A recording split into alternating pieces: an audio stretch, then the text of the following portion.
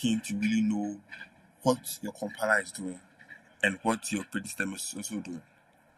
And as I said, if we talk about runtime, we talk about the operating system and the hardware, the the the, the interactions between them to actually make your code perform the job you want it to do. So, and modern C++ gives explicit control over both. We know that from C++11, cons, expert, conserver, and all those things, you hear people saying, okay, do this so that it gives you the edge to maybe get this function or whatever, this value to be evaluated at compile time and all these things. And sometimes we hear them, but we really want to really understand what it means and why would they help us.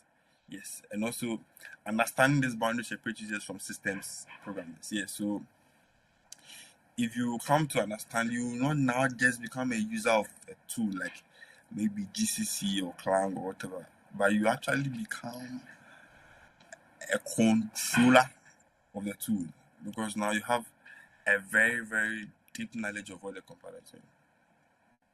So, what do we mean by compile time? So, we said all decisions that are made before program execution. So, it is paid once during the build and produces machine code and metadata. So, we know C++ is a compiled language. You are supposed to write your code in a file with a .cpp extension, right? And so what you've basically written in that file is pure English, containing keywords like if, while, and identifier, names you've used to identify some variables that you are using in your code. But we know that the main job or the primary executor of instruction in the computer is the hardware, is the CPU that we hold. So why are we writing English? We are writing English because we want to pass it to something we call a translator, which I'm sure you all know, that will help us translate the English language to the computer language. So the compiler is now about to help us. Okay, the plain English you've written, that you express your thoughts, how you think, how you want this solution to be engineered. The compiler.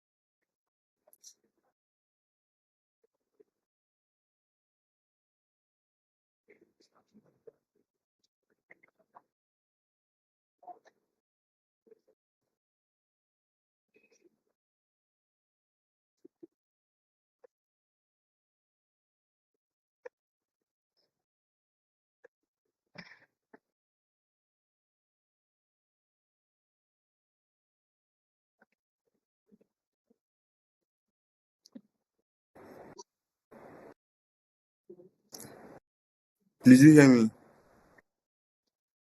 It's been quiet for.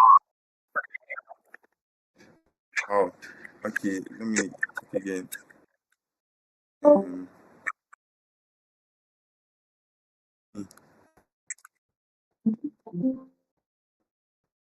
oh, okay. When I go to presentation mode, it leaves. Ah, uh, you hear me? So when I go to presentation mode, it looks like it leaves. Okay, I'm coming.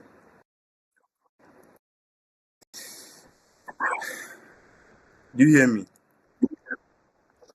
Okay, then I think I'll leave my screen like this and continue. Where did I cut you guys? Right from the beginning, right? Okay, okay, okay, okay. I'm okay with it. Uh, Sorry for the inconvenience. So I decided to give this talk this know your compile time around time because we listen to so many talks, we read so many articles that people try to make references to them. Oh, okay, this is going to happen at compile time. This is going to happen around time, and this will be better if it is evaluated at compile time. Maybe this new feature is giving us a compile time evaluation. This new feature is going to help you if you pass this keyword to your function. This function is going to evaluate at compile time and etc. And so I wanted us to actually take advantage of what they actually mean and then understand them and then use our understanding in our daily programming life so that this is going to help us. So okay, so why this talk matters, right? So performance bugs often hide between compile time and runtime. So as I said, if you are considering speed, you prioritize knowing what your compiler is doing to your code and also what your operating system is doing to your code.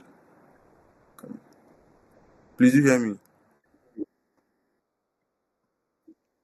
This is wrong. You can hear me? Okay. So,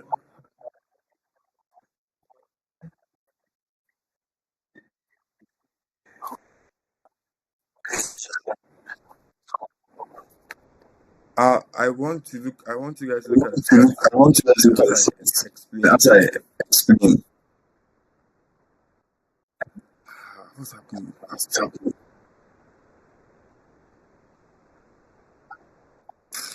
This is Like understand that I'm coming. generally discording. Uh, you can hear me now, right? Yes, Yes, I can hear you I can hear you. loud and clear. When I go into the slide mode, you guys don't hear me anymore, I think. Ah, Oh, I'm coming. I mean, I'm coming. Let's see the speed efficiency. So,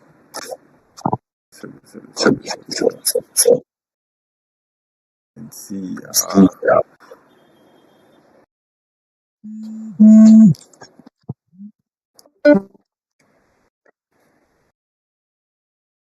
You hear me? Yes, I can hear you. Okay.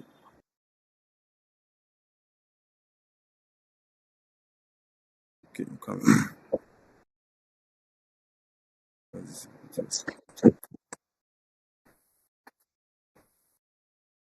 Do you see my screen? This is my screen.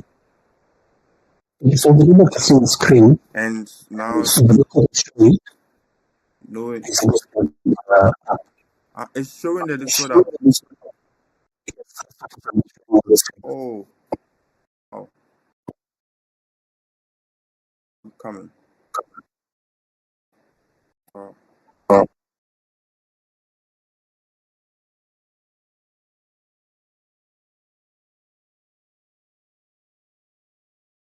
I'm coming. Let me start it. Sorry. This thing is not to share. Set screen. Set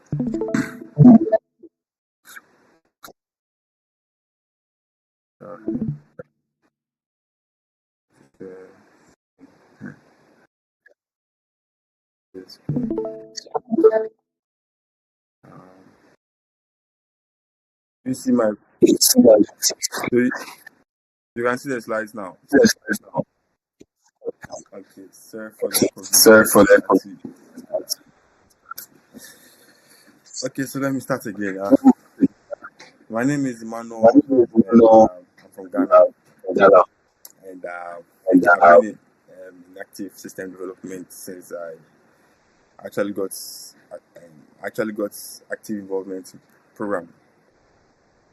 And over the years, I've gotten my hands dirty in contributing code to compilers and also operating systems. And I've been exposed to some knowledge in actually compiling your code and running your code. Things that so many factors that are involved in compiling your code and also running your code. And I decided to share this knowledge with the community so we can use it to also help us in our daily programming lives. So when we talk about compile time, we know that so why this talk matters. Performance bugs often hide between compile time and runtime. So if you are considering performance, if you're in a sphere where you performance is critical to your application, you know that it's very key to have control over what happens in your compiler, what your compiler does to your code actually, and what your operating system does to your code. And to modern C++ give explicit control over both. And then understanding this boundary separates us from systems programming. So if you know what your compiler is doing to your code, and if you know what your compiler is producing and what your operating system is using with what your compiler produces, and how it's given to the hardware to actually execute your instruction, then you know that, okay, fine, you have a good control of what you want the computer to do for you. So what do we mean by compile times? So we hear so many times in talks and other articles, do this if you want the compiler to evaluate it for you, or if you do this, you might get the function evaluated at compile time, and yeah, we see so many articles about these things. So compile time is basically all the decisions made before program execution.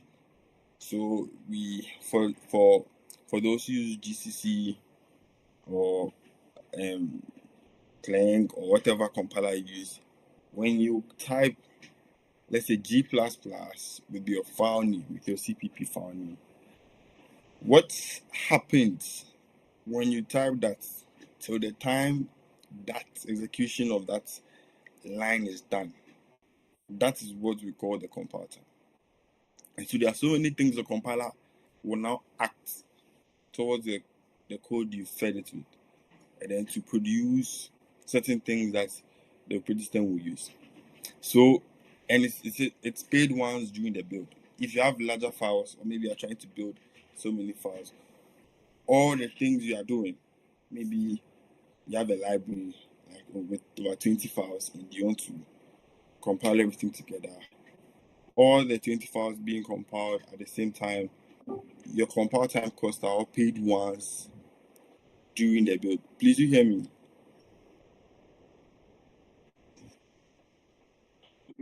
Okay, good. So, and your compiler produces machine code and metadata. So, when we talk about metadata, meta is data and information about data. So, the compiler is helping you produce machine code for your machine, and then data about the information about the data being driven. So the compiler falls under a tool in programming called a translator. So when you start compiling your code, you realize that what you've written in your code is English. But English is language that was developed for humans. And so obviously the computer cannot understand English. Right? And know that the main unit of execution of our code is the hardware, is the electronic hardware that we have. And so the compiler is in the helping process so that we can actually translate what we have, the thoughts that we've expressed in English, into a language that the hardware can understand. So many things go on during that time, and that's what we call the compile time. So what we mean by runtime? Runtime is now okay. So now your compiler has worked on the English that you've written, and now you want your program to be executed with real inputs, which involves your operating system, the loader, the allocator, the CPU. And then this is also paid every time the program runs. So we know if you are in, let's say you're in a directory and you've built your files, you've built your C++ files, and then you're about to run them, you do maybe dot / and then the name of the executable produced. So when you do that, whatever happens in your computer relative to that executable, either it's a game you are loading, and it's a game you are running, it's a financial software you are running, it's whatever video a game engine you are running, whatever happens from that point to the time that process or whatever stops, that's what we call the runtime of your code. So that's also paid every time the program runs. So if you're a fan of game, if you maybe click start, maybe you have a Mortal Kombat that you play all the time, and then you start your game. So from the time you start your game to select your fighters to fight whoever, and the skill moves you do all the time is what we call a runtime. What's actually happening as your code is running? Because obviously the game, the graphics and everything is code. Yes. So all of it is called a runtime, and what happens before all of this happens is called a compiler time. That is when the compiler is involved. And since C++ is a compile language, then we need to talk about compile time. So the central question,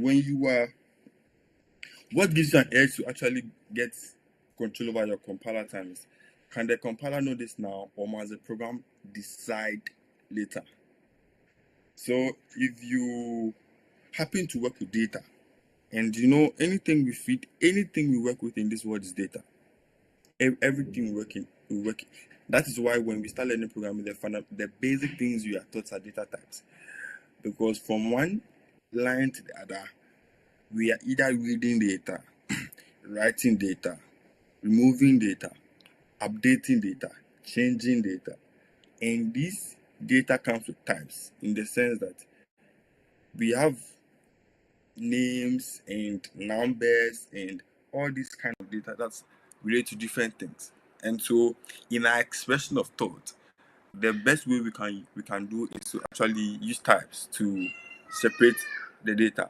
So then if we want to work with a certain kind of data, we now start thinking, how will the compiler be able to know this?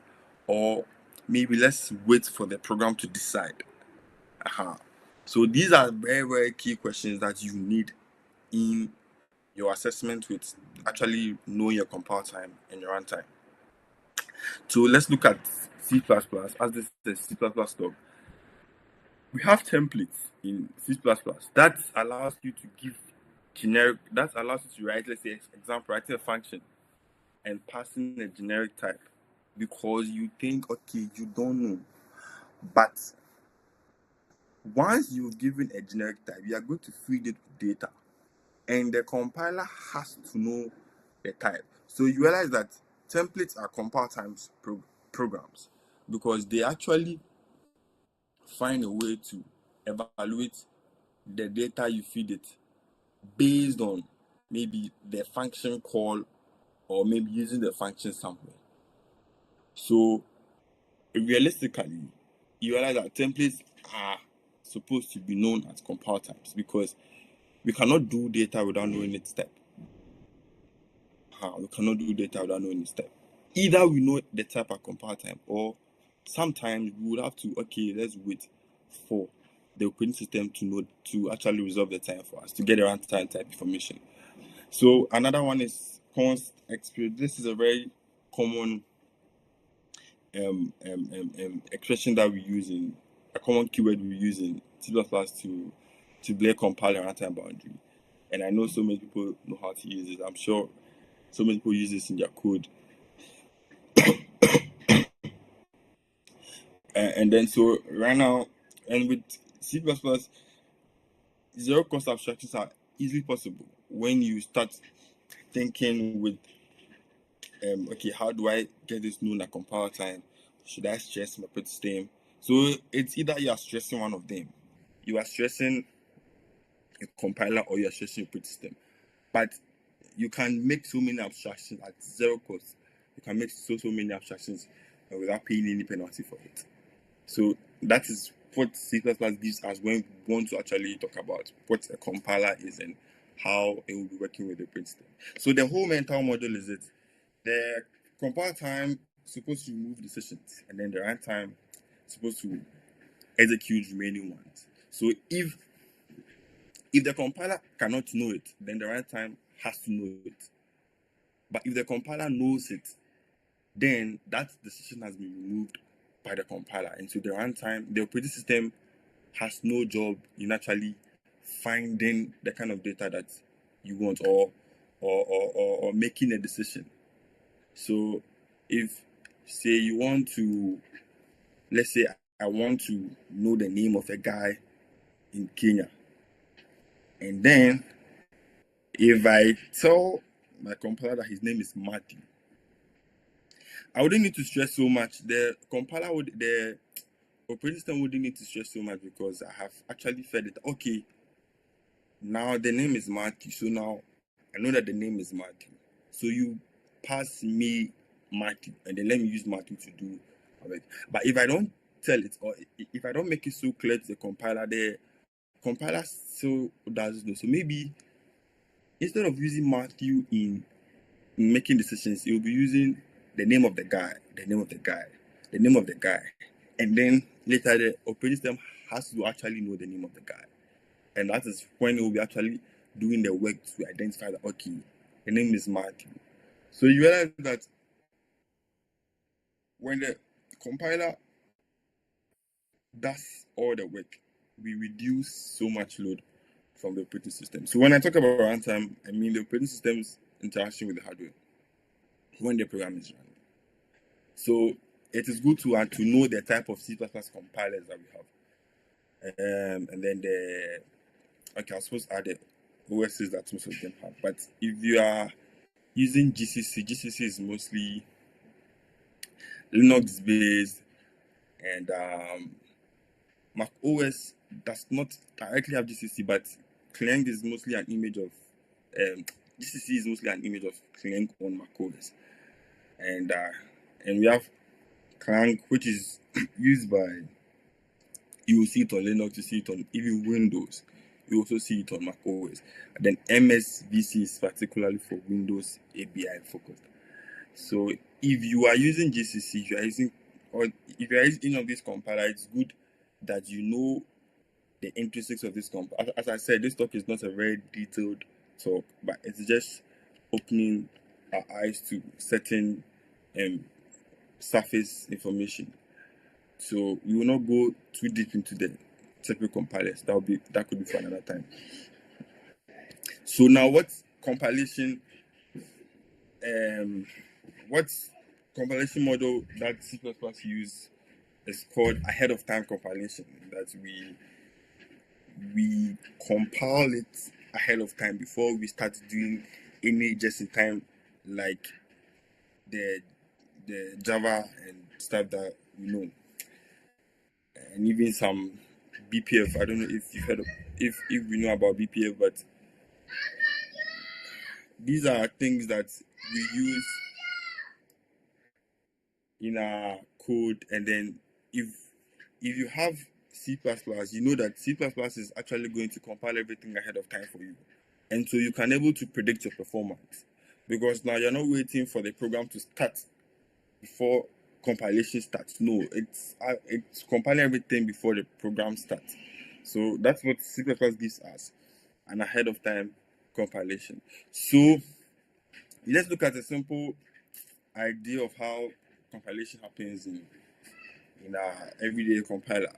So we do pre-processing, we do parsing, we do semantic analysis, we do optimization, we do code generation. So when you write your code, we pre-process headers and macros. Then our code is parsed into structured EST trees, and then perform semantic analysis on them, type checking, and then so many things. And then the compiler tries to optimize the code itself, and then generates code for you. So when we talk about the pre-processing stage, we talk about the header inclusion, the macro expansion, and the conditional compilation. So these are things that the compiler revolves in every translation unit or in every compilation unit, so that it can make decisions based on it from maybe further referenced identifiers or symbols or functions in the same code that you are in.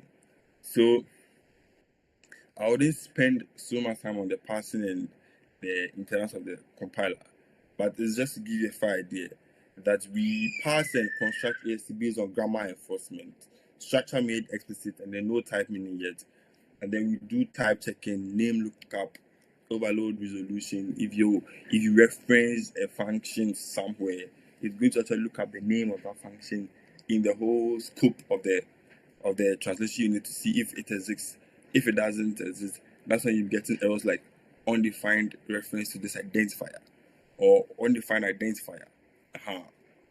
And so if you overload your resolution, like C++, you have function overloads, right? So you can actually call similar name function names but with different types, which will end up producing different ABIs. So then they become unique in the eyes of the operating system, that you can call them separately. And then optimization part is inlining. So let me just give a short talk on inlining. In that functions stay in the text segment of your memory.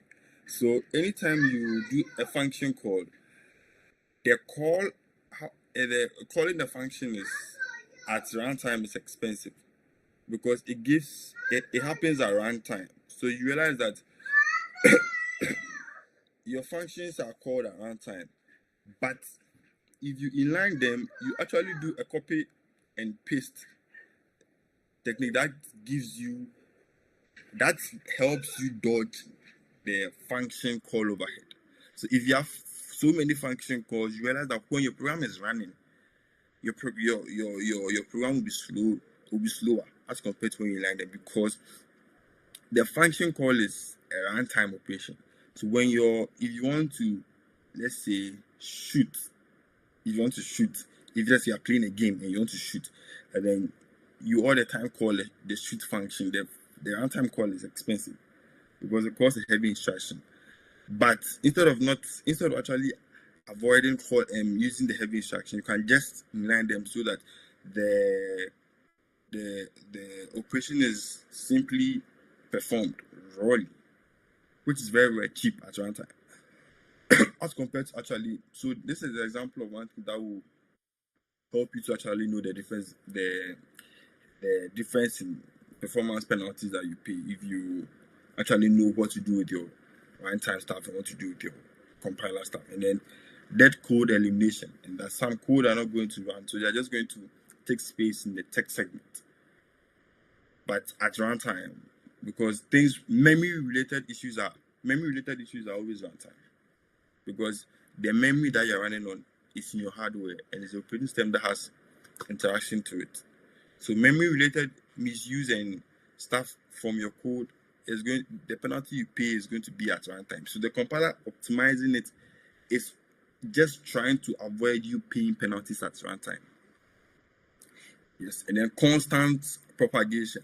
So if you have a variable and then you define it so constantly that you tell the compiler this cannot change. The value this variable holds will never change. Then the compiler can give it a shot. Okay, then let me actually resolve it and not actually let it take up unnecessary space in memory, and also involve the use of so many registers to compile to actually run the code. Because if you want me to say you are storing 5 into let's say a variable, right? Instead of storing the variable in a register and then moving what's it's in the variable, which will be taking up memory in the stack if it's a local variable and all those things. Why don't just look up what is inside and then evaluate it in the in the ALU. If 5 is just 101 in binary, let me just use it and skip all these long register things. Right? So you realize that things like this will help the compiler be definite, and then it will reduce work on the operating system at runtime, because both your compiler and your operating system are all involved in running your code, but some will be done ahead of time and some will be done in time. That is when your code is running. So, and then we talk about code generation. You have target specific assembly. So I wouldn't say main, but the sub main goal of the compiler is to produce assembly, right? But in the end, it ends up producing machine code, and you can actually intercept the assembly to actually see the assembly produced. And so if you have 10,000 assemblies, meaning assembly instructions, meaning that you're giving 10,000 instructions to your CPU. So if you have 20,000 instructions, assembly instructions and method, you're giving 20,000 instructions to your CPU. So you realize that no matter the kind of code you write, the longer your assembly, the slower your code. The shorter your assembly, the shorter your code. And also, it's not very definitely like that. Sometimes some instructions are expensive as compared to some instructions. So some 2 instructions can be slower than the same 2 instructions, but maybe different things are doing. Yes, and then ABI rules apply. So ABI refers to the application binary interface. That is mostly OS defined. It's mostly OS defined, but every compiler some compilers to have decide how they would want to, but mostly ABIs are OS defined, like symbol resolutions and stuff. If you look up your symbol names on Windows, you realize that for the same functions, they are different from how they appear on Linux and how they appear on Mac, how they appear on whatever OS that you use. And then also the registers and stack layout choosing. Sometimes the runtime you are using maybe Linux for an AMD machine, or you are using Linux for an ARM machine. All of them, both of them have different instruction sets. So you don't expect the same registers to be emitted for the same hardwares, right? So all these are things that factor in. So the compile time computations, they are executed by the compiler, no runtime instruction generated, and then assembly code generated. So if you try to say, okay, let's say you want to, an example is you want to know the number of hours in a day, and then if I'm so sure that we have 24 hours in a day, I could easily tell the compiler that it is 24 and it's not going to change, right? Once I have done that, I have put this in the mind of the compiler that this 24 value is not going to change. So the compiler has so much confidence in itself to actually resolve it into its binary form. But maybe you don't know. right? Maybe you don't know the number of hours in a day, but you think, okay, let me go and check the current time. Maybe you want to check the current time and then check the current time in the last maybe 24 hours, and then subtract it and see the number of hours. This is a very dumb operation, but just to help us understand, you realize that before we can get time, see how dynamic time is. Time is always changing. And so if you pass it to the compiler has 99.9% assurance that I will tell you that, hey, I cannot do this. Leave this to the operating system. Because it's actually the operating system that has access to the time. Our every Unix machines and Linux machines, sometimes you have to consult time servers and stuff to actually even know the current time, right? And so all these things are playing roles in them. And so if you do this, you realize that, okay, the compiler tells, okay, I cannot resolve it, so let's give it to the runtime. And so you realize that passing 24 has actually made your code faster, right? Because now you've not generated any runtime instructions, because the CPU has been able, the ALU can actually perform the arithmetic on 24 rather than at compiler time, resolving time and whatever hour from the current dynamic changes of the current time of the machine. So these are simple things that we can also foresee if you are making decisions in knowing what is going to happen at compiler time and runtime. So I just want us to look at a simple example here. If using the const expression function, right? So we know that the const expression also is not, with what I know in C++, it's not a 100% assurance that it is going to evaluate it at compiler time. But if you read on the documentations and stuff and the CPU reference, they tell that it might, or some will say that we are giving the compiler chance that if it can resolve it at compiler time, it should. But if it can't, it shouldn't. Because sometimes data becomes so dynamic that you cannot be so deterministic about your kind of data you have.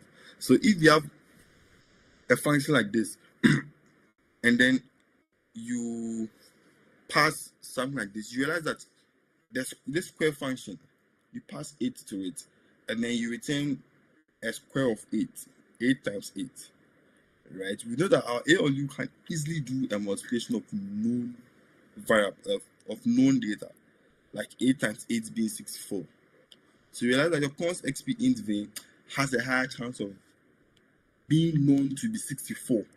So anytime you call square, rather than actually waiting to start running your code before your runtime starts calling the square function, using maybe if you're on AMD64, use the call instruction and then calling the square function, which is very expensive. You skip it by just passing at 8, because the ALU has helped in knowing that, okay, square of 8 square of 8 in vain.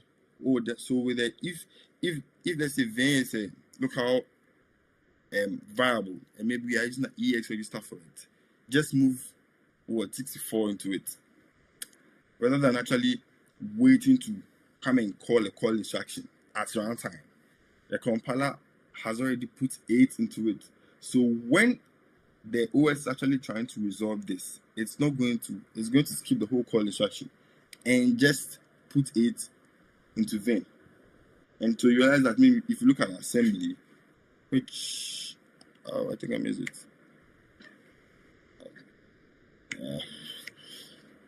I was expecting to put the assembly of this in the next slide, but I think we all get it. You are going to get the OS skip the call instruction, which is going to actually call this, even though this is not an expensive thing to do, but you've wasted a second or two. If you are working in a very critical system like the financial system that we all know about, you might be losing. So these are the few other things. So if you also realize, I think I made reference to it in later slides, but one thing that we use to differentiate compile time and runtime is static and dynamic. Maybe we say static libraries, dynamic libraries, static functions,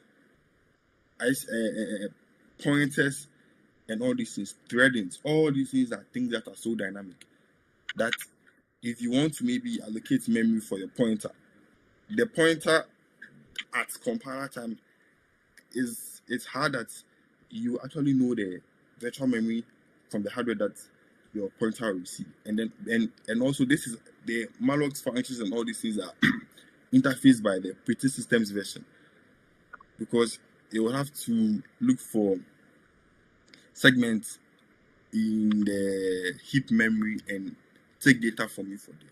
And all these things are runtime bound things.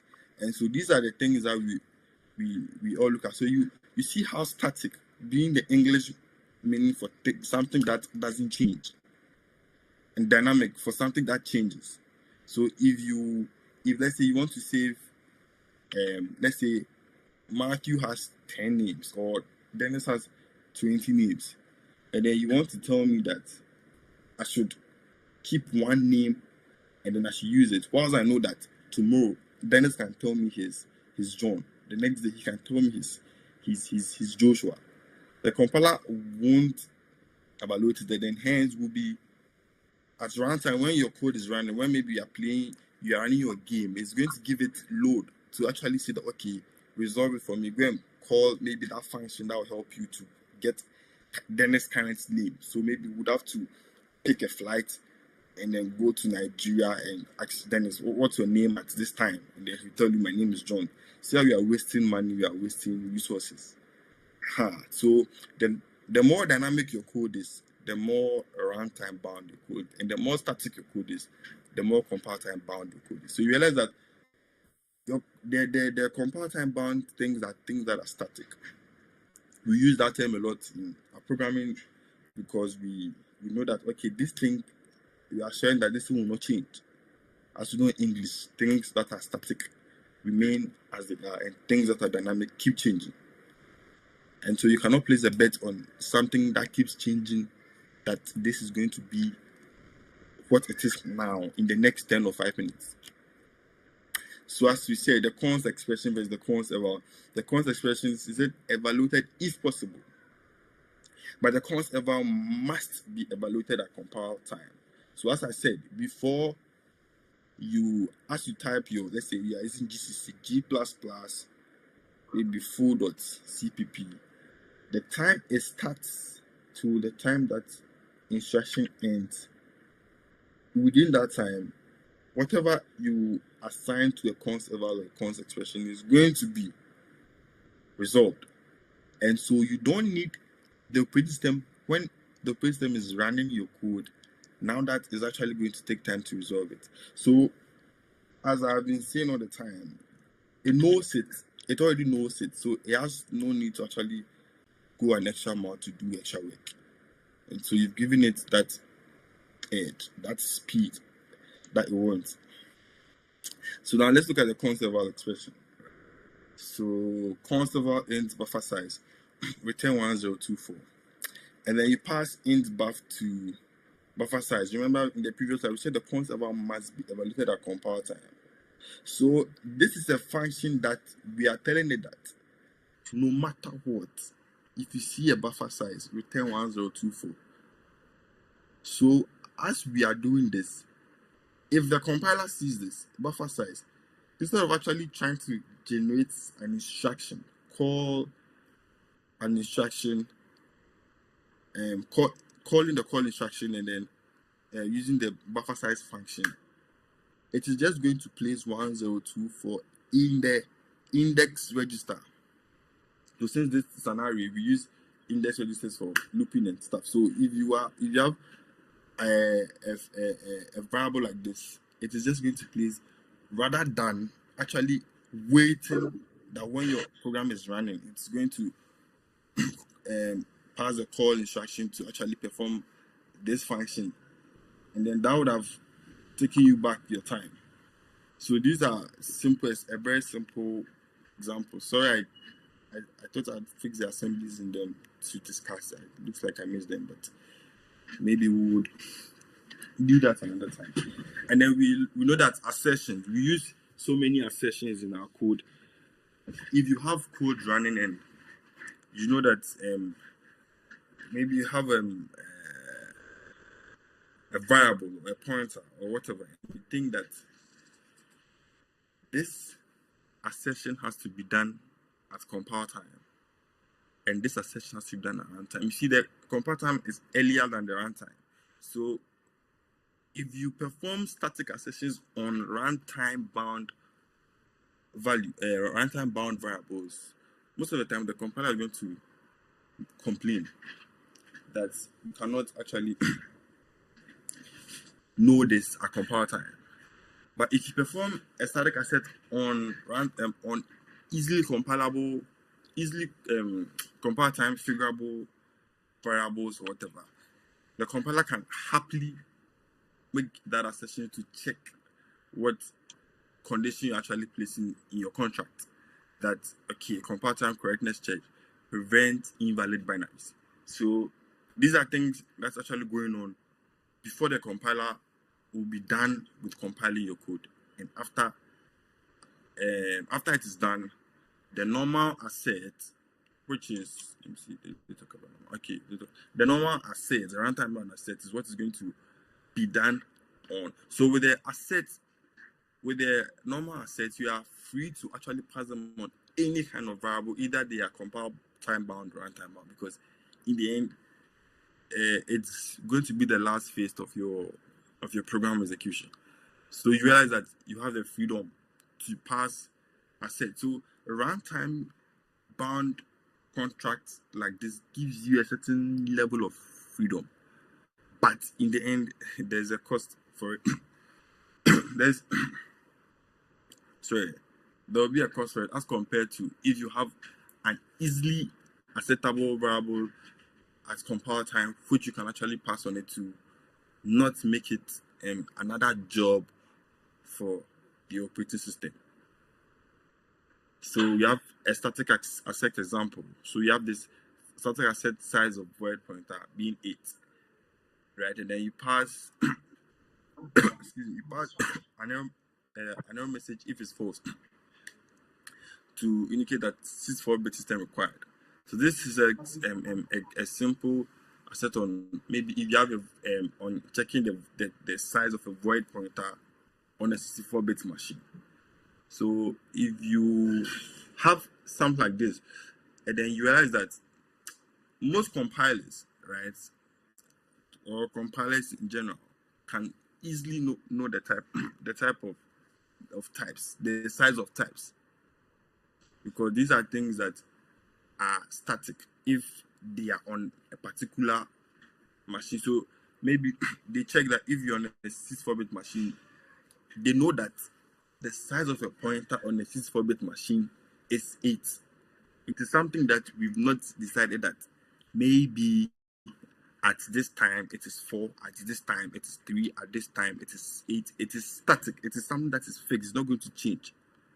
So you have an easy edge to actually give this a performance boost, because this is going to not worry your runtime.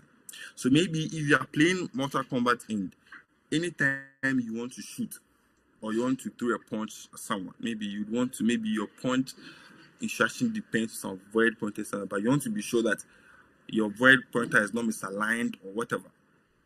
And then you always want to know that, okay, anytime you are aligning you are giving your pointers or variables 8-byte alignment, you have to make sure that your void pointer size is 8 bytes. We can give this a simple compile time assertion. So, okay, take this at compile time. So anytime the runtime, maybe you want to shoot the other player and the other player wants to actually make that assertion before it moves, you realize that it will be like a cached value somewhere. Oh, it's you. Okay, let's go. We can go. We are free to go. Let's go. So before you shoot someone who will be doing this around time is actually going to, the OS is actually going to, or the CPU is actually going to wait and then say, okay, you are free to go, but let me check. And then you realize that time will now be expensive in the two comparisons. So now let's look at type traits as well. So we have to compare time inspections, right? If you have a normal type data, and then you do your type inspections at compile time, no runtime cost, because I already know the type. So if you have a type trait example that static assets, maybe you have is integral d of int. These are things that we know that the maximum value of an integer is negative and positive 2 billion, whatever, and then the least value is negative 2 billion. So these are things, because these are things that it's not defined to change. Let's say on a particular architecture, it cannot change. It's not something that even at maybe this day, the integer range can differ. No, it's something that is fixed. It's not going to change, and it is not willing to change. So the compiler is so free to have that edge to, okay, I know this, so let me make a check on it, and rather skip you making plenty checks when your operating system is actually working on your code. And the same way happens to the polymorphic V with the integer. So if you have this, so we have something called static branching. So it's not every contract that you can do a static branch on. That's when you do your compile time branching on them, right? So you realize that when you do them and then they are compiled away, in the sense that around time they become invisible entities. But if you use if you use runtime branching, you realize that, I don't know if it's something we hear of it, that branching makes the code slower, because the hardware does something called branch prediction. So if you put, let's say, if A, most of the time it's going to predict it to be, I think it has an algorithm, and then it depends on the hardware to use it, which is based on how do you call it? I've forgotten, but like it's a mechanism it uses. That, so if it checks, it will initially predict that, okay, let me make this prediction. Okay, this is going to be true, and then it's going to do a quick check again. If you realize that it got a prediction wrong, you have to come back and continue the prediction in the second, if there may be more branches. But if you get your prediction right, so this is something that will be for another time, in-depth analysis on the branch prediction. So if you are using this, you realize that around time, if you have branch messes, you realize that you are slowing down your code, because when your game, maybe you have a game and then you want to check certain things, it's making all those checks. But if you do a static check and then you know that, oh, okay, this is something that will never change, right? Maybe you want to perform an operation. If, let's say, something is 5, right? And then you know that the thing you are working on has the tendency of not changing. When you do that static check, and then you know, okay, I am so sure that this thing is 5, and it is not going to change. I do a static check on it, and it's compiled away. So when it's compiled away, at around time, it becomes an unused branch. So that's why my next is the unused branches was removed. So you realize that you also beat time with that. You also beat time. with that. So a very simple if context, for example, that you have a template, you have a log function which passes the template type by reference, by const reference, and then so if const expression excuse me, is integral, so the type we are passing is an integer, then the integer path else non-integer path. So after this is checked, you realize that around time this becomes an unused branch. So how this becomes an unused, because now it knows the path is supposed to take by the end of the compiler. Because of using a check like this, it knows the path is supposed to take because of the compiler, because of what the compiler has done. So once everything is okay, now I know that okay, this is it, and it's not going to change. If you know what you are checking on has the tendency of changing, maybe so many factors affect it to cause change, maybe time, maybe temperature, maybe data space or whatever may cause change, then you have to pay the penalty of making it a runtime bound contract.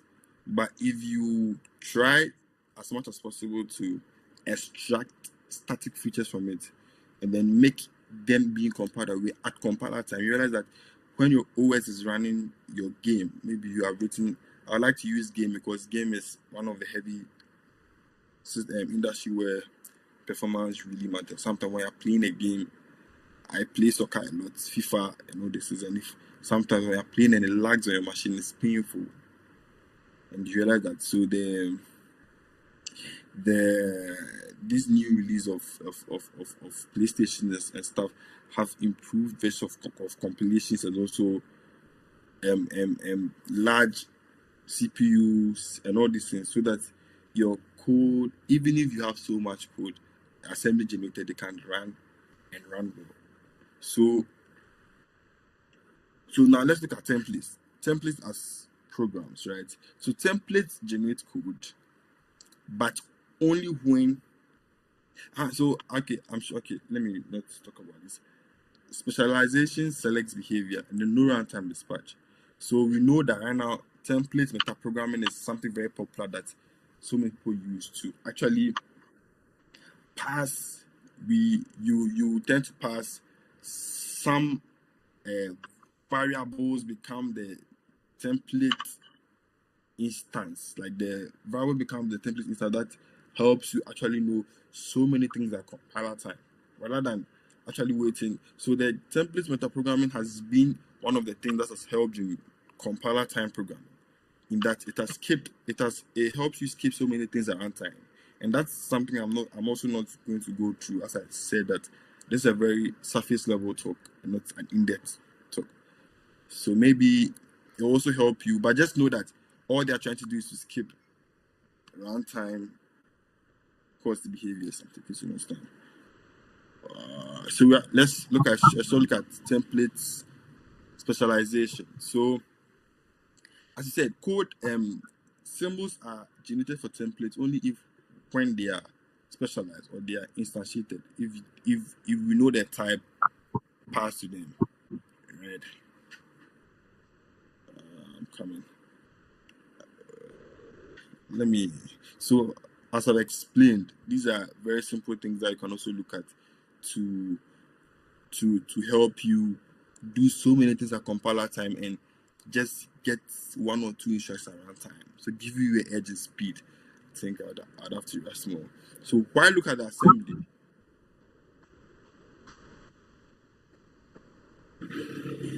Did you hear me? Hello? Okay, good. So why should you look at the assembly? As I said, it shows raw cost, it validates assumptions, explains optimization. As I said, I'm not going to go in depth into all of this because this is a surface level talk. But inline in assembly, right? As I said, the function body becomes copied, but the call is removed. And I said as the call instruction is another expensive operation, one expensive OP code by most architectures. And so if you take out it and replace it with a function body copy, you realize that all we are trying to do is to reduce load on the OS. We are reducing load on the job the OS will do, because the OS is the main interface to our physical hardware. And as I said, there is a physical hardware that's going to end up running your code.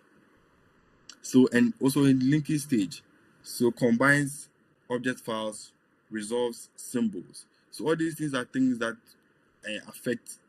So I think we'll be talking about static and dynamic linking. So if you're anytime an operating system ships libraries, it ships what we call shared libraries and static libraries. And then these shared libraries are libraries that reside in the distribution directories of the operating system. And then the static libraries are mostly larger libraries. So if you think that if you're able to build a static library, you can link it at compiler time. In that symbol resolution can easily happen at compiler time, even before link time. But even before runtime, sorry. But when you have a dynamic library, you realize that if you are doing dynamic linking, you realize that these shared libraries, the symbol tables are loaded into the OS kernel at the same time your code is loading. So right now you give it an extra edge when it is running. Notice that sometimes it's good to pay the penalty at compiler time, because when users are using your game, users are not required to compile. They know. All they think is, let me start my game, let me start my FIFA 26 and play. So once I start my game, I'm not the one going to compile my code. So that's why as programmers, it's good we bear the cost of compilation and then let users enjoy the freedom at runtime. I don't want to talk too much here. So length time optimization, the whole program's visibility, and then better inlining. I'm also going to talk, I'm sure we all know about length time optimization. And then so right now, as we have gone through so many things, right now the binary is still not running. We've generated a binary, but the OS must load it and the runtime must initialize it. So when the OS loads it, the OS uses a system call to load your code to the kernel, so that your kernel is the one that has the direct access to your CPU. So your OS is now your runtime now about to initialize it into the code segment, data segment, BSS segment, and all these things. Do your BSS segment initialization. All these things are done at runtime. And so when your OS loads it, the runtime starts up. As the runtime starts up, the code also runs, and then static initialization happens. That is before main. And we know main is the main entry point of all programs. And so when this happens, the static initialization order happens across TUs. So maybe if you are compiling more than one files, then it does it across all the transition units involved in your build. And then this is one very simple, one very common source of bugs. But I wanted to talk about it, but I'd have to skip it because it's going to take so much time. But now let's talk about runtime type information using dynamic cast and type ID. Sometimes we would want to transform certain data from one point to another, but maybe we cannot do it at compiler time, right? And then we what's the type ID or the type identifier is an identifier that indicates a type. So maybe int will be a type ID for in C++, int will be a type ID for integer, and all that. So these are things we hear so much time, so many times in talks and articles and whatever that we use. So when we have dynamic cast, maybe at runtime you would, maybe when you with the Mortal Kombat, when you're about to shoot your shot, you realize that okay, maybe the code or as a programmer, maybe you'd have to do certain type conversions. But these are things that you cannot know at compile time because okay, maybe I don't know how this will do the games, but maybe you want to change your bullets and then maybe have different kind of data for your bullets, right? So these are things that different data type for a bullet, and then you want to do a type conversion at the instance the game is playing. Then you do a dynamic cast. But as I said, dynamic cast gives you gives the OS the job to do, and then static casting strictly the compiler, as static gives the compiler an assurance that this thing will not change. But dynamic, which is normal English, to express dynamisms, that factors can cause them to change. So, an RTT example, like our virtual, sorry, sorry for the cough. So, like if you have a extract a base, and then you have a virtual member function here, and then you have your derived class, and then we know that if you have a derived class, and then you instantiate this called so let me explain one very nice thing here. So here, if you create your pointer if you create your new class from your derived class, and then you dynamic cast them to you cast your derived class to you cast your base class to your derived class. So these are things that the static type, which is the base, is insufficient, because the program must inspect the actual dynamic type at runtime. Maybe if you have v tables and all these things, these are things that are done by the OS. These are things that are initialized at runtime. As I said, I wanted to explain, but we'd have to skip time spent. So RTTI cost, you have extra metadata, extra runtime checks. As I said, anything that you give your runtime, you give it an extra cost. And so people who were able to make those checks at compiler time, the pain and the cost is paid by the programmer, but runtime cost is paid by users. And if your users are the one paying the cost, then your product is going to be something that users are not going to enjoy, because users are lazy and users want the simplest thing. But as a programmer, it is best that you actually bear all the costs. You are the ones supposed to die for their sins so that they enjoy. So virtual functions, as I explained in the runtime polymorphism, in that at runtime, if you create a base class, if you create an object, a base object, and then from a derived class, and then maybe you would want to do castle back to the base class using and also involving vtable lookups and all these things, like so many things that are initialized or done by the operating system, because your compiler wouldn't have so much access about these runtime information. And so these are things that the compiler will be the ones to put in place, so that anytime your runtime work wants to perform any operations, it loads them accordingly and then gives your runtime access to the particular compiler and the data it needs at runtime. But in the same time, it's so expensive, as your users are the ones going to bear the cost. So virtual dispatch, if you have like a shape, and then let's say you have an area member, to get the area of the shape costs 0, right? So this is a very simple virtual dispatch. If you have, something like this is what people mostly use to, at least for now, realize that this is just the surface declarations, right? But the virtual area hasn't fully been defined.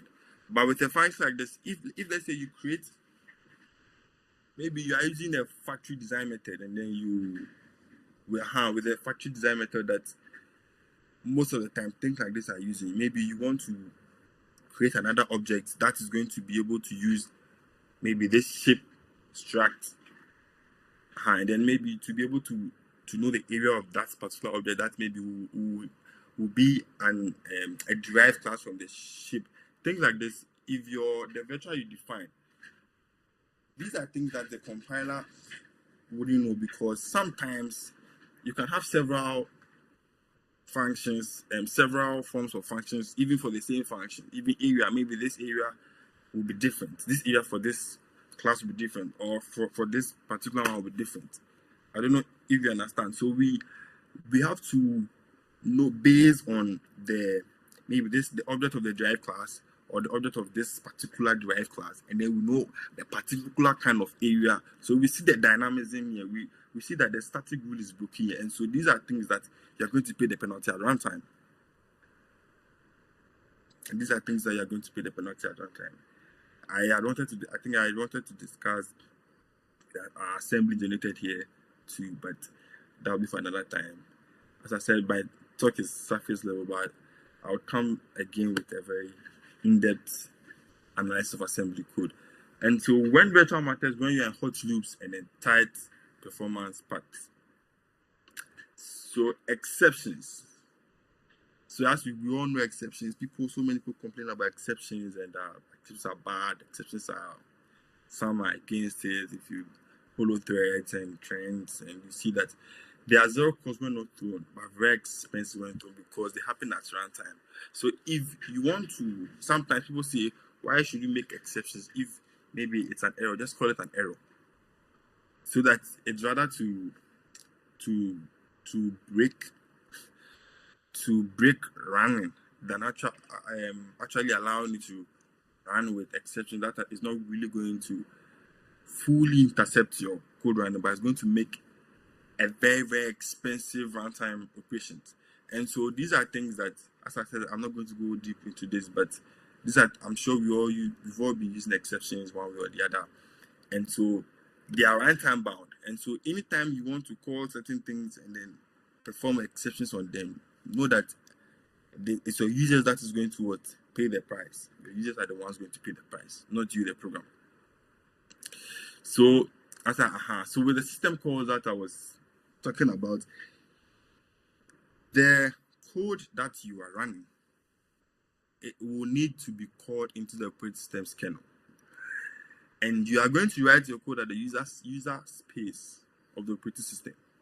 And so when you are done and you are running, there's something called load time. I'm sure we've all heard about load times. This is when the OS actually performs a system call on your code. Using it, the system call is actually, it varies on different operating systems, and every OS and the particular kind of system call, that's by ID, by identifier. But most of them use the same method of the same concept of the system call, ships the file, the code, the binary, and then sends it to the kernel, and then the kernel passes it to the CPU, and then the CPU does whatever it's supposed to do. And that is always around time, because it is in the hand of the operating system.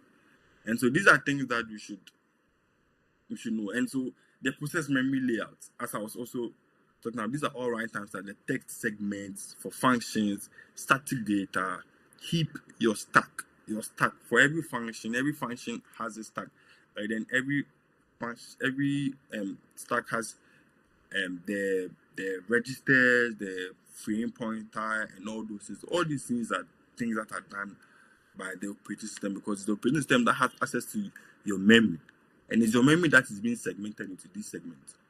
And then the compiler, the access, the direct freedom given to your compiler is with the code you've written. But sometimes if you tell the compiler that these things are so static that you are so sure they cannot change, remember that the compiler is also an executable. So the compiler also has access. In its own way, has access to the CPU. It's also running on the CPU. The compiler is running on the CPU to load your code, so that your code will be converted to binary for your code to also be run on the CPU. So that is the loop. So the compiler sometimes has an edge to actually evolve things by itself. So, and then the stack memory is fast, deterministic, as compared to the heap memory. It's dynamic. So if you do mallocs, if you do new and delete, you're actually communicating to your heap memory. But if you're in a function and then you're accessing local variables, that is why sometimes people are against so many use of so much dependence of global variables in your code, because you access a very dynamic and allocator overhead region, memory region, which is the heap memory. Because anytime you access memory from the heap,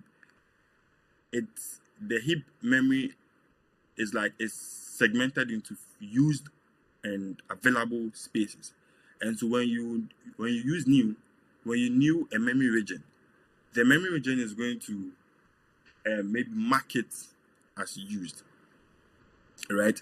And so when another code, when maybe that same code tries to new again from through a different pointer, it's going to mark another memory region. And it's not a linear order, it's sometimes dynamic. And so if you do not delete your memory well, you end up hitting fragmentation errors or sec faults and all these things. And sometimes even if you do not if you allocate memory, right, and then maybe you null it and you try to access it like this, because maybe you so let's say you free memory, you've nulled it, you try to access the memory, it gives you a sec fault. This is because you are trying to access a memory that is not in the valid segment of the memory right now. So all these things are factors that play in the heap memory. So stack versus heap, if you have the chance, if it's easily localized, you make sure you use local variables. But it may be because when we start using global variables, we start depending on threading, because maybe, especially if you're running multi-threaded programs, and then you realize that you want to be safe and synchronize your data access and serialize them, and then you realize that you now start depending on threading, which threading is also a runtime operation, because every OS and the implementation of the threads that we use. So, and threading is, as we know, is expensive. It's not something that is cheap. So if you can, as possible, if you can make a stack allocated, and then CPU and memory hierarchy.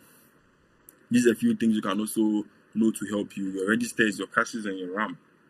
So if you write your code is stored in your ROM, as we were taught in junior level school. But once you start loading it, the binary goes to your RAM to execute temporarily. And when it's done, everything uses the RAM. And these CPU registers are fast memory regions that help us store data for fast operations. These are very, very, very fast, used by the CPU. And then cache we know the types of the cache lines that helps us to, maybe if we are writing code and maybe we need to perform maybe the same operations on several times, maybe we don't need to actually reperform the operations. If maybe the first operation can give us a hint, we store them in our cache lines and then easy access them. And all these things are things that we should look at. We should aspire to actually understand when we want to make our code faster at runtime. So why caches matter, latency dominates, memory layout also matters.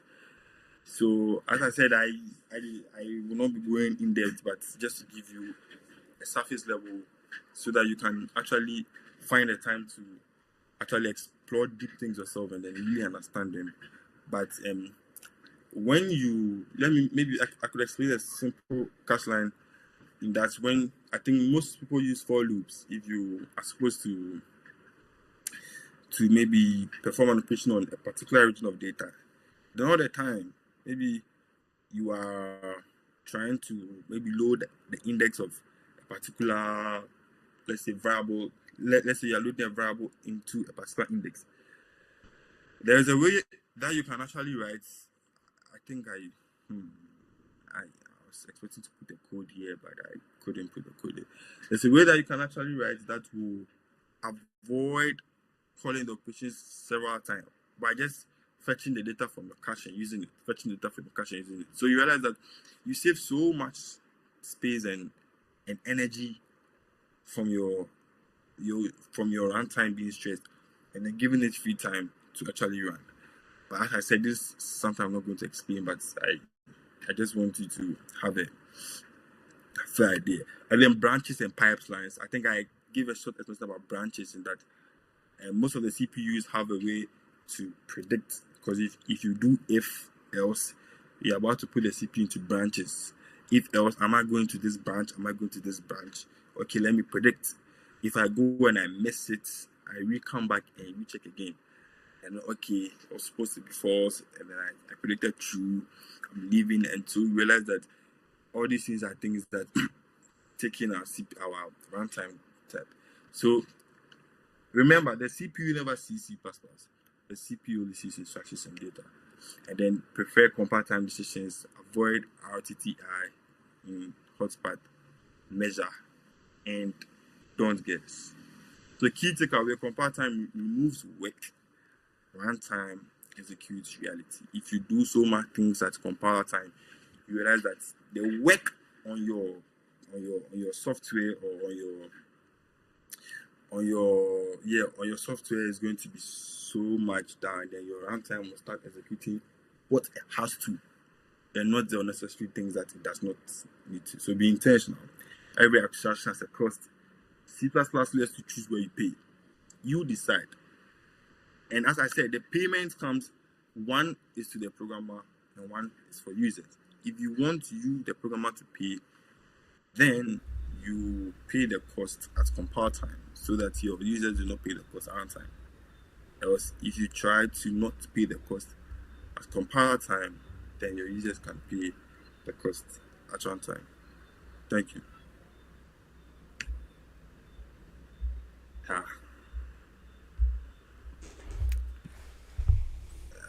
think I'm done.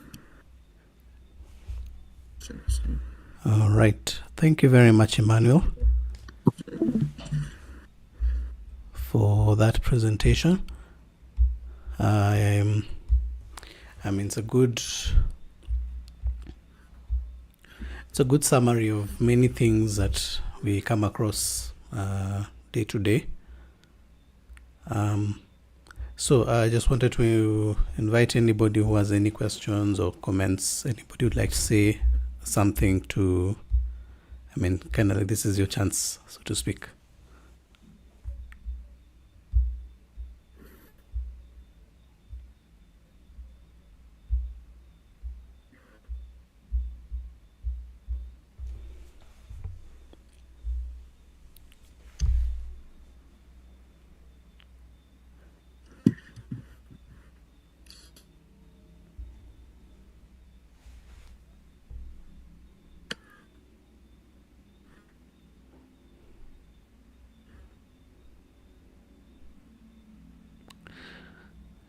So, and I'll start by saying that as I was going through this presentation, I was working on something over the holidays. That was,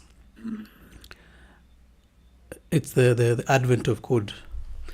And this year, I challenged myself to use as much to make it work more at compile time rather than at runtime. So I don't know. It felt like you were speaking to my soul. What was the kind of challenges I was going through? So I'll just say that yes, ideally, the idea is that we would love to have everything at compile time, and it doesn't come in like instantly. It's not like just a switch that you flip. You need to practice a lot, because there are things that come up that you'd not expect. I mean, there are tiny gotchas here and there. For example, when I was trying to execute, say, the problems in the advent of code, for a long time it wasn't working, and I was sure the logic was right. But what it turns out is that at compile time, you see, your program is actually running in the in the memory space and the execution space of the compiler, which is actually limited. So if you're going to have like a very long loop, then the compiler reaches a point and it says, okay, it can't keep on doing this, so it cuts it off. So you actually have to tell the compiler that, I mean, you have to allocate how many cycles would be available, I mean, for your program at compile time. Otherwise, it's a bit tricky. Then also, you know, like when we run our programs at runtime, how errors are presented to us is a bit different. So, you know, if you used to, the point I'm trying to make is that you really have to change your mindset and you have to be a bit careful. I've actually spent a bit of time watching Jason Turner's talks on constival, you know, he does a lot of a lot of stuff on this topic. Yeah, so the point is, it was really ministering to the struggle that I've gone through thus far. We tend to. I also struggled recently with that. We tend to, and I think I came across one trick that helps me, that we should be honest to ourselves and judge that, do we really want to use a compile time? Because sometimes you try to do so many things at compile times and then you're just locked. Nothing is working. Errors, like, and then you try and then you just leave them around time and they're working, but your thing is slow. You would want some performance edge. You would want some speed, and then so I think one trick I used to do is that if I think I used to constant spare function if say if I'm passing a variable that I'm not a pointer that I'm not referencing globally, and then initially it was hitting the code. I could find it was so difficult to actually find points where you see like, this is right, this should work, your logic is actually right, but like it's not working. What should you do? Yeah, I don't know if you've experienced, as you were saying, like you think that your logic is right and then your execution should work, but it's just not happening. And I just had to take time to actually learn the compiler space, the cycles that it uses in its own space, and then that's something I'm still working on currently, and I'm hoping I'll be able to come up more in details and then findings that we can use in our video code.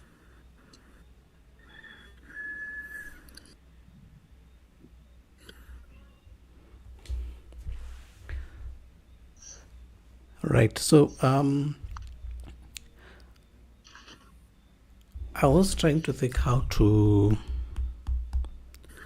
shall I say, the point is, as I was working, like actually what you presented, like I said, it was something that I struggled with, and I was trying to think how to, like illustration of coding is a tricky problem to figure out. Like just as the way you've explained it, of course, helps to. I mean, it's a good resource just to listen to, but I was trying to think how to illustrate with assembly and kind of like to go deeper into these kinds of things, because some of these problems, they're hard to describe. I mean, it's hard to describe these kinds of problems without illustrating, kind of like showing, okay, fine, this is the assembly. This is, this is what a program looks like that has been done at compile time versus one that has been done, where the executable is full of runtime instructions. Yeah, so it was just something I was thinking about, and I'll probably figure out a way to do it. I actually wanted to do that. I think I have code there, but I realized that if I decide to do it, it's going to take a lot of time because explaining them is. So I've planned that maybe as I've given a holistic view of all these things, maybe my next talk will be just one function, and then we'll discuss it in the whole year. I say in the whole hour. Yeah. Yes, with the assembly, just one function, one simple function, and then we discuss static if concepts and all these things and how we can maneuver our ways with compiler times and runtime. Maybe we can work together next time and cool give a talk together. Yeah, we'll look into it. Yeah, it's real headache, and most of the top engineers have this knowledge. The ones working in the big finance firms and.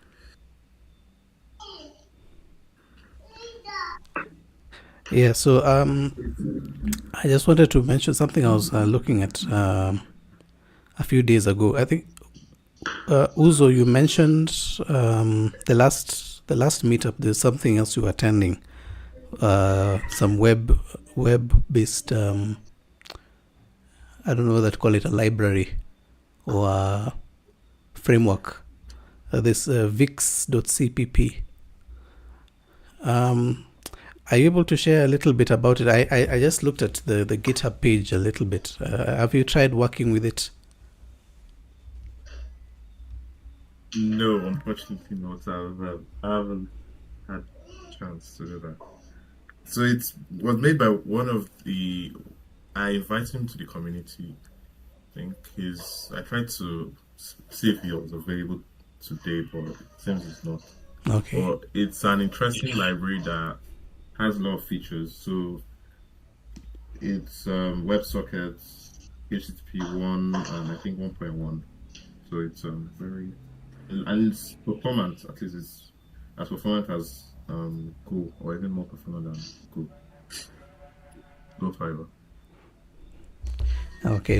Do you think it's faster than Drogon? I was trying to pick a framework to, like, there's something I'm trying to kind of like delve into web based things this year.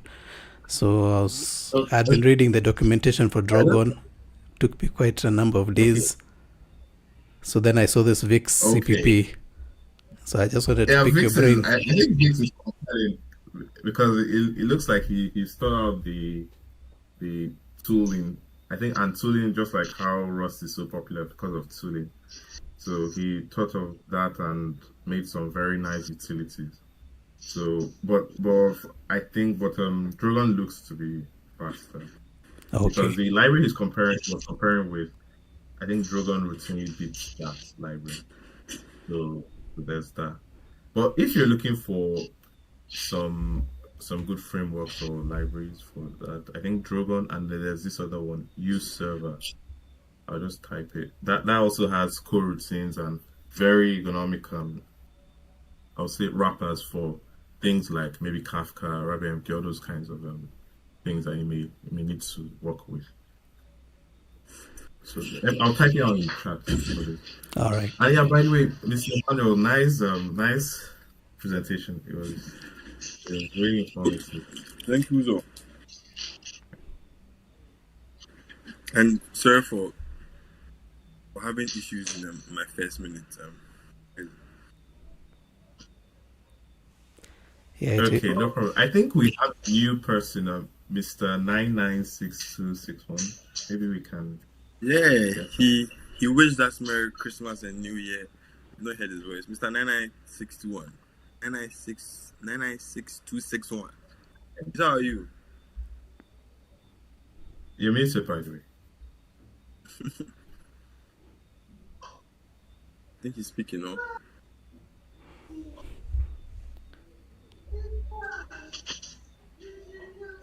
He's speaking, but it's not coming. I think I noticed like his microphone has been reflecting whatever audio has been on. I hope you can hear. He's trying to speak.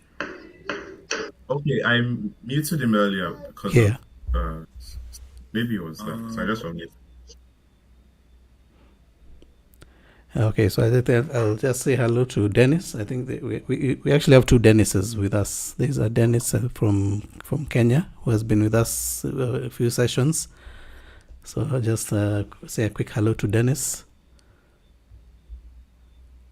Hello. Hello, everyone. Yeah, well, That was hello. an awesome presentation. And I've learned a lot. And I'm so happy that we are trying to keep these meetings consistent. And they're amazing. And they're actually impacting knowledge, and we are challenging each other to explore more about various topics. And I'm excited. Thank you. Thank you. Yes, I'd like to. I think this is Jean-Philippe has just joined us. Join. Welcome, Jean-Philippe.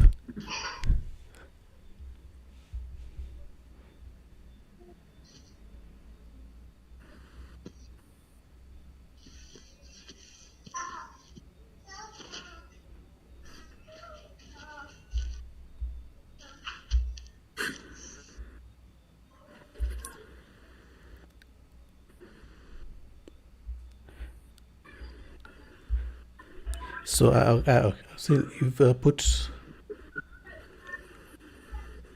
userver.tech. Okay, I'll have a look at that. Challenging myself to get into web this year. So You want to get into web? yeah, it's I tend to shun it. It's I don't know. I say like look down upon it in a little bit. So I've been admonishing myself to kind of like not focus so much on desktop, but get into a bit of web, because actually almost everything is web related these days. So These days, yeah. I think Uzo is the one who has been doing web with C++, right? Is it Yes, Uzo? yes. Yeah, Uzo. Yeah. Uzo. Yeah, it started as. We need Sorry, more you were talks saying. from you. Listen. Zed? Okay, that's a nice comment. Okay, but I said that it started as actually a project similar to what Mr. Matthew is saying. That I just said, okay, why? Because I think I had worked on web applications with normal JavaScript and Node based applications or Python based applications. So, but I'm more familiar with C++. So I just looked for a framework and tried to put some of those ideas into it. And then considering the more talk, I think I mentioned that I was interested in doing a semantic search, which was so it's being called by like a web end. So it's just behind a web endpoint. So I think the beauty of web is that you could any of your applications you could just expose it behind a web point a web like API or something. So it's like let's say you have a systems application, you could then expose it with the web API and post it somewhere else. So it's just like a final. I'll say maybe think of it like another target, yeah. But then another target, but then exposed on the internet, almost like targeting WebAssembly, but in a different kind of way. Yeah. So in fact, I don't know. I can't remember how long ago you joined us, but I think 2 years ago or so, there used to be a quiz that Dennis used to run with a few questions, and he used to use a bot of some kind, but it was a bit problematic because I think we were relying so much on the bot, and also coming up with questions and questions that are multiple choice for programming became a bit of a challenge. So it's something we put on hold. So something now I was actually trying to look into, hopefully that we could work on this year that, if we have kind of like a store of questions, even if it's the questions we can come up with ourselves or questions that we can borrow from other open source sources like there's a cppquiz.org, to kind of like have a store of questions that we now like in a database of some kind, and we randomly have like some interactive thing on the server, either like periodically, like as we have the meetings, either on or before the meetings or something like that.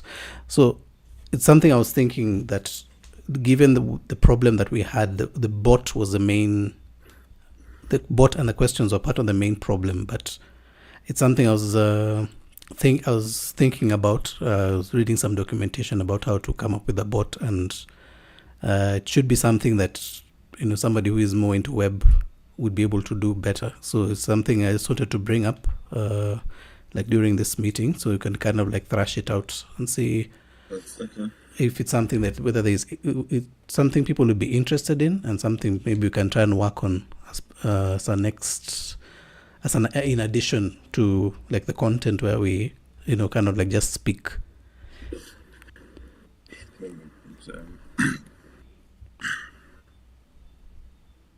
Okay, is the target a Discord bot or just a deployed website? I think ideally you should have a bot that picks questions from our like a database or like a server somewhere that we manage, because like what was happening with the bot, the quiz bot, was that you'd have to write the questions into the bot and create like a test, which is a group of questions. So I think Dennis had a few of them, but it's not something that you could share. So I think I came up with some, then Dennis came up with some, then the issue of who's running the quiz at a given time, and those kind of conflicts would arise. So it's something that if we could have a centralized pool of questions that somebody could contribute to whenever, even as you're coding, and the inspiration tends to come when you're in the middle of something, like deep within something. That's when you can come up with something and be like, okay, this is a nice trick question, and you just throw it in the database, and the bot just picks say like 10 questions every week or every month, and make it a competitive type thing. So that's kind of like a picture of what I was thinking about.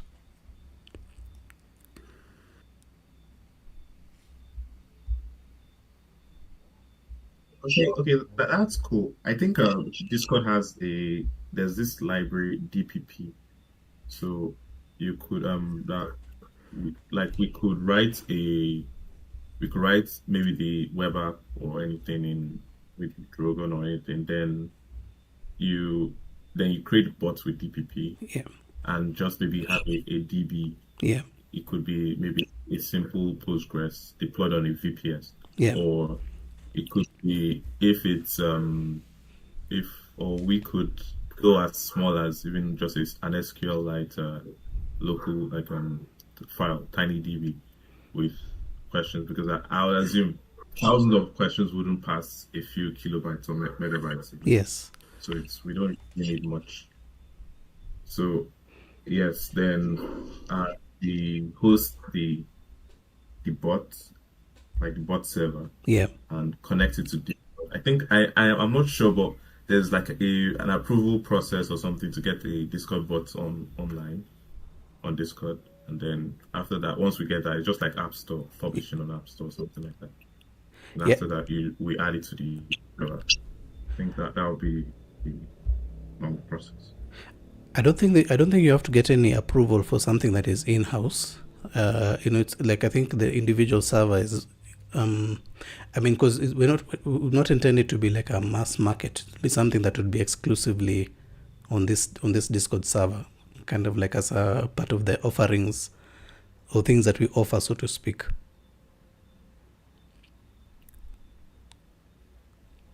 Yeah. Okay, but that would be fine. But I'm saying that, but you know that it wouldn't be. I don't think it would be that difficult to get it approved as well. But yeah, anyone that works, yeah, that's fine. All right. So I just wanted to kind of like inquire if there's anybody who'd want to speak on anything, kind of like next month. Anyone who is interested at this time. And we usually ask, in the course of the month, but if there's anything perhaps that maybe you have in mind.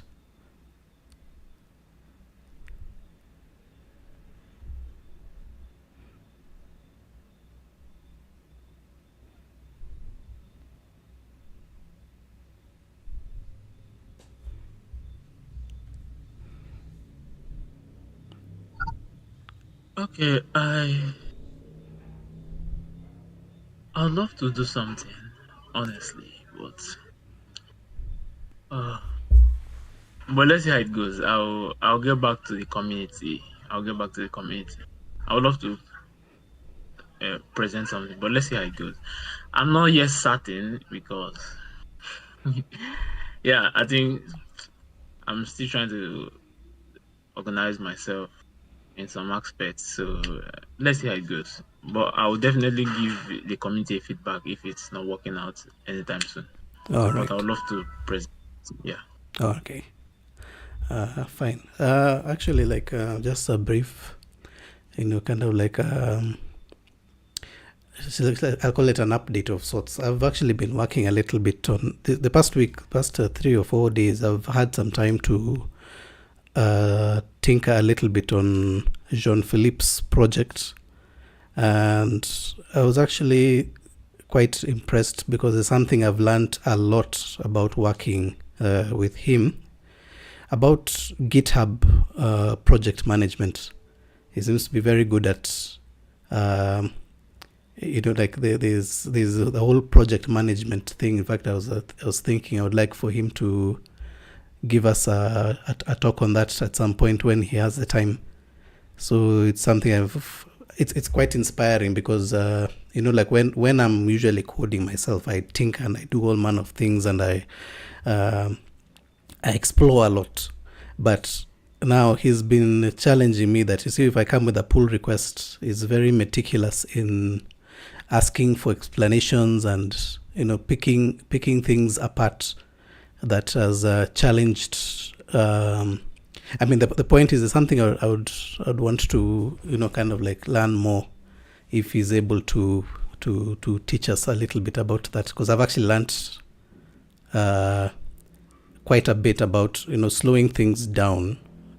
And the challenge is like you can explain something to yourself, but how to explain something to be able to defend your code when you submit, say, a pull request, and you have to explain what exactly it's about, what problem is it solving, and documenting. And yeah, so that's something that I've learned.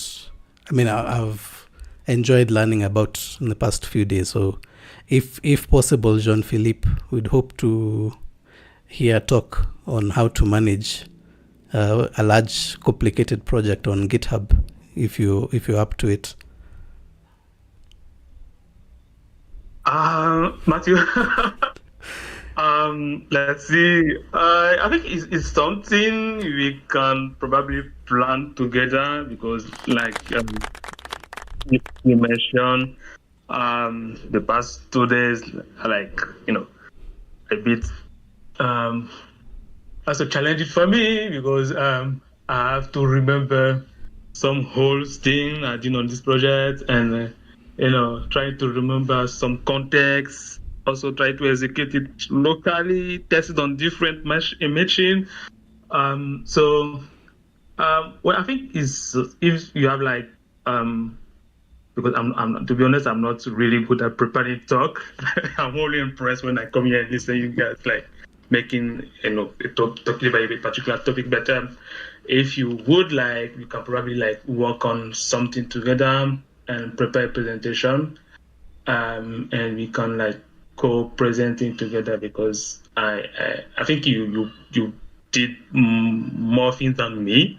Was past day I've just been like sitting there reviewing, checking if everything is not breaking or something like that. So so I will be glad to do it. I think now I'm more like in a position to talk about any particular topic. So yeah, I will be okay. I will be fine for us to prepare something and do a talk about it. I haven't been writing C++ code for the past 5 months now, so don't blame me if I'm a bit rusted. But yeah, I'll be fine to talk about project management on GitHub, on C++, or any particular topic you would like us to go to dive in. Yeah. All right. We'll talk about it more offline. Sure, no problem. Okay. So I think that should be what. Okay, I don't think I have anything else to add for now. If there's anybody else who'd like to say something before we close.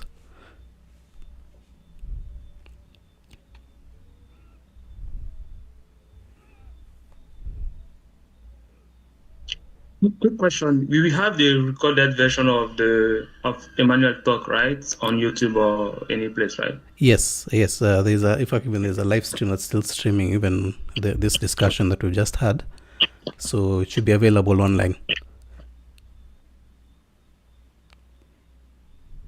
Sure. All right. Thank you for that. Okay. I will audio record it.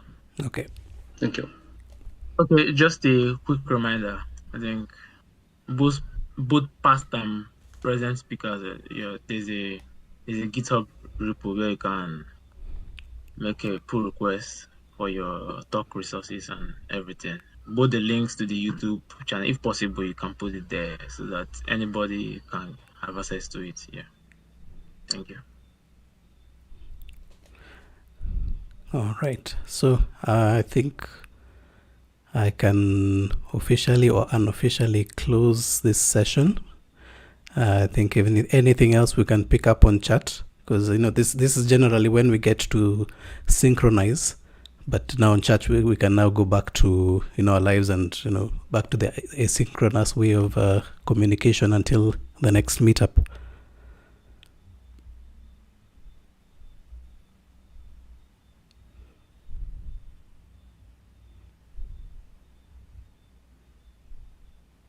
Yeah. All right. Bye. Okay then. So have a good night. Yeah. Thank you very much for watching. Yeah, thank you. All right. See you. Bye.